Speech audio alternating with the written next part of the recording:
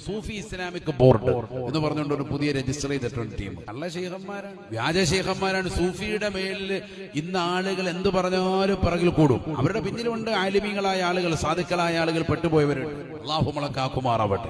എന്താണ് അവർക്കുള്ള പ്രശ്നം? അവർ പറയുന്നത് മതം വേണ്ട എന്നാണ്. അതാണ് മെയിൻ പ്രശ്നം. മതം വേണ്ട, എല്ലാവരെയും സ്നേഹിച്ചാൽ മതി എന്ന്. അവിടെയാണ് പോയത്. ഇന്ന ദീന ഇൻദല്ലാഹിൽ ഇസ്ലാം. അള്ളാഹുവിന്റെ അടുക്കൽ ഏറ്റവും സ്വീകാര്യമായ മതം പരിശുദ്ധ ഇസ്ലാമാണ്. ഈ ദീൻ വിട്ടിട്ട് എന്ത് ചെയ്താൽ കാര്യമില്ല. ഒരാൾ ഒരുപാട് കോടിക്കണക്കിന് രൂപ ദാനധർമ്മം ചെയ്തു, പക്ഷെ മോമിനല്ല, അയാൾക്ക് ആഖിറത്ത് വല്ല കൂലിയുണ്ടോ?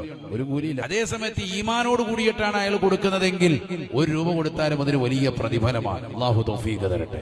വമൻ യബ്തഗി ഗൈറൽ ഇസ്ലാമി ദീനാ ഫലൻ യുഖ്ബല മിൻഹു.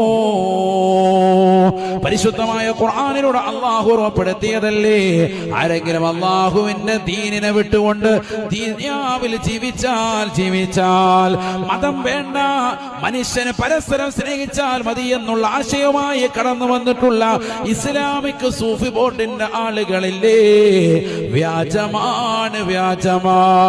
പെട്ടുപോകല്ല മുസ്ലിമേ, അത്തരക്കാരെ മാറ്റി നിർത്തൽ നിർബന്ധമാണ്. അള്ളാഹുവിനടുക്കൽ സ്വീകാര്യമായ മതം അത് പരിശുദ്ധമായ ഇസ്ലാമാണ്. മതമില്ലാതെ നീ എന്ത് ചെയ്തിട്ടും കാര്യമില്ല.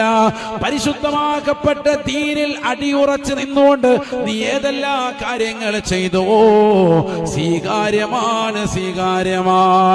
വമൻ യബ്തഗി ഗൈറൽ ഇസ്ലാമി ദീനാ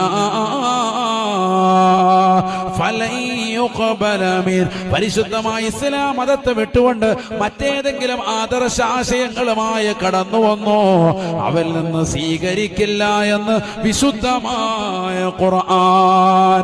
വഹുവ ഫിൽ ആഖിറതി മിനൽ ഖാസിരീൻ. അവർ ആഖിറത്തിൽ ഏറ്റവും പരാജിതരാണ്.